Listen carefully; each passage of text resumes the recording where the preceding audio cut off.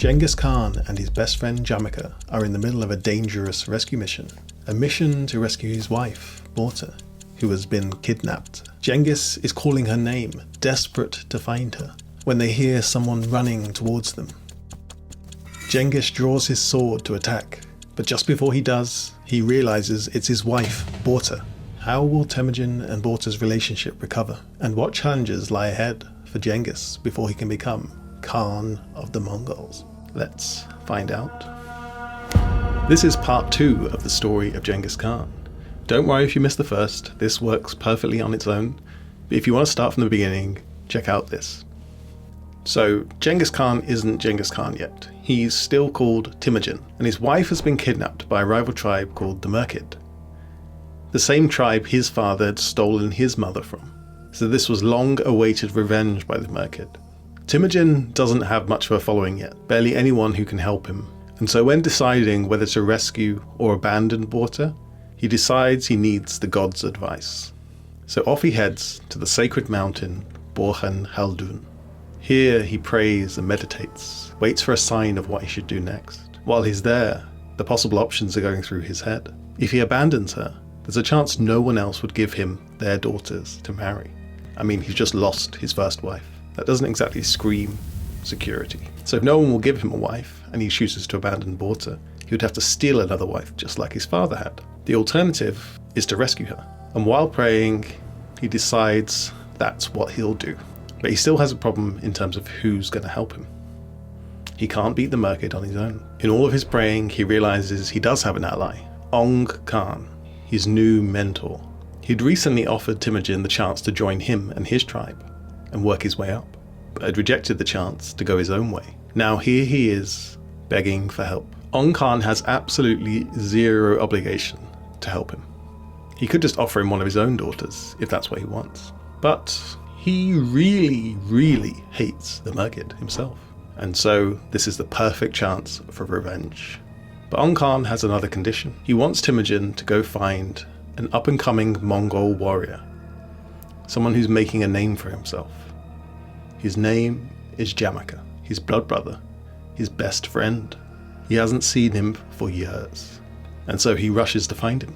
Jamika agrees, and they're back to being best friends. So off the three of them go with their army and raid the Merkid. They win easily, but in all the chaos, Borte isn't sure what to do. She doesn't know who's attacking the camp. She's worried she'll be kidnapped for the second time. The chances of Temujin finding her in that scenario are near zero. But in the distance, she starts hearing her name being called. She rushes towards it. Temujin turns around, sees someone running towards him, goes to attack them, and then realizes it's Borte. They embrace. They're reunited. He is ecstatic. But there's a problem. Borte is now pregnant, and it's not clear whether the baby is Temujin's or one of the kidnappers. So they head home, looking for their new life. The baby's born and is called Joch. Temujin treats him as one of his own, and always will do for the rest of his life. But the disputes over who his father was would linger well after Genghis's death. But that's a story for another day. So Temujin, Borte, Joch, and the rest of the family and tribe are looking for what to do next in life. He decides to partner up with Jamika, his blood brother. He's technically below Jamika, but Jamika treats him like a brother. On their first night back together, they sleep under the same blanket, as brothers would do. And for a while, things are good. That is until Jamika changes things. One day he tells Temujin to take some goats and set up a different camp, away from him. This is a strong indication that he doesn't see Temujin as part of his family anymore. Borte is furious. She tells Temujin they need to leave.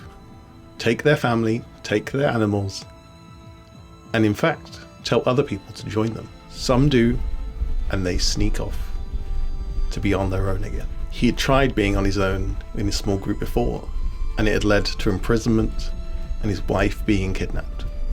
He knows he can't stay at the size he's at, and he knows he can't trust Jamika. At this point, he realizes he needs to become a Khan of his own. He needs to unite the Mongol people, who until now have been completely separated. There are other groups around them that have united under a strong Khan and have a lot of power and wealth as a result. But the Mongols alone were disunited and poor. Temujin is going to change that. And to do that, he's going to have to fight Jamaka. That's because Jamaka wants the exact same thing. And they both have the same ally, Ong Khan, who could help them. So both try to use him and his influence to gain followers. Ong Khan just plays both sides off against each other. He has no real interest in the Mongols forming into one tribe. That would challenge his own power. Temujin decides he needs to force everyone's hand. He calls what's called a kurultai. It's essentially a meeting of everyone in the tribe. In this case, he wants as many Mongols as possible to turn up. Turning up is a vote for him to be their Khan. A simple majority will do, but sadly, not that many people turn up. He does gain more followers, but not enough to be able to call himself Khan. After that, he starts building up the strength of his tribe, little by little by little. Jamaka sees this and decides he needs to do something about Temujin while he still can. And that something is a battle to destroy him. The Blood Brothers, and now rivals to become Khan of the Mongols, meet on the battlefield for the first time. Intense fighting ensues, but Jamaka wins easily. As is done so often in life, when the chips are down, Temujin runs away. With their leader and his rival gone, Jamaka decides to take his revenge. He tortures some, murders others, boils them alive. But this isn't something a leader does, and the people know it. Some of his own followers start to desert him. If anything, the battle has made him weaker. So Temujin has escaped with his life, and he now has a growing group of followers. But he's very aware that many of the major events in his life have come as a result of revenge. Whether that's him seeking revenge, or people seeking revenge on his family, or his family seeking revenge on other families. These things just keep going round and round in circles. And he has a plan to change that. And to do that, step number 1 is going to be to get very, very rich. And just like that, an opportunity falls into his lap. Ong Khan has a rivalry with the Tatars. They kidnapped him and his mother when he was young. And now's the time for revenge. Yes, at the point when Temujin wants to end the cycle of rivalry and revenge, he takes part in revenge. On top of that, he's taking part in some revenge of his own. The Tatars killed his father and left his family defenseless. To help him out, Temujin negotiates with the Jurchen tribe. They'll join him in battle and help them beat them. The battle happens. They win easily. Temujin and his tribe get filthy rich in the aftermath of the battle. That's because the Tatars are one of the richer tribes around, doing a lot of trade and raiding on the Chinese dynasties south of them. None of his tribe have seen riches like it in their lives. Children are wearing silk amongst the Tatars. They've barely seen silk themselves. They take their loot and head back home. But Temujin notices a problem. There are no Jurchen tribe members amongst him. They'd agreed to fight with him and didn't turn up. Not turning up, just like a kurultai, is a vote of no confidence. They've rejected his offer of being allies. Again, despite wanting to end the cycle of revenge, Temujin decides he needs to carry it on first. Therefore, he decides to attack the Jurchen. But this time it will be different.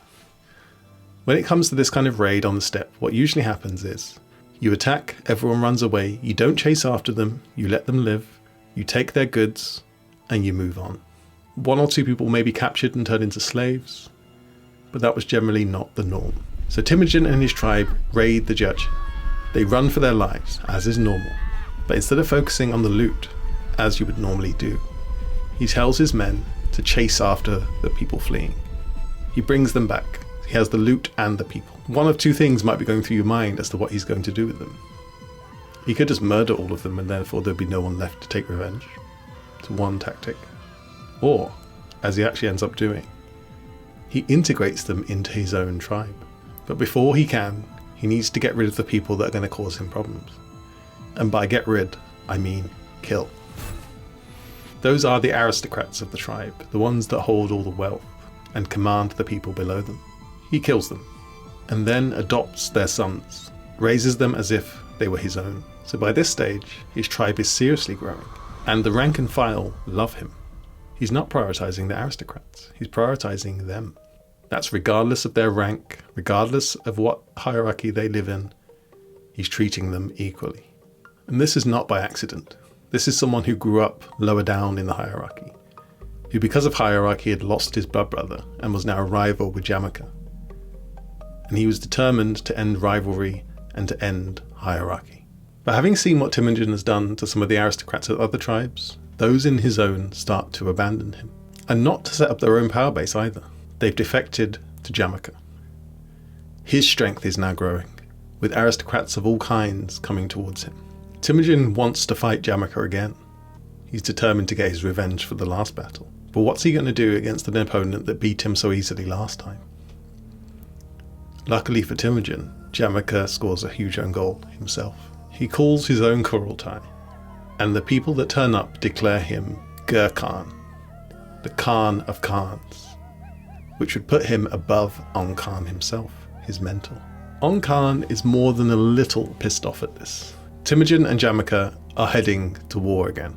There can only be one Khan of the Mongols. Who will come out on top? Which of the blood brothers will be Khan? It's not as predictable as you'd think. And you won't find that out until the next episode, which will be available next week.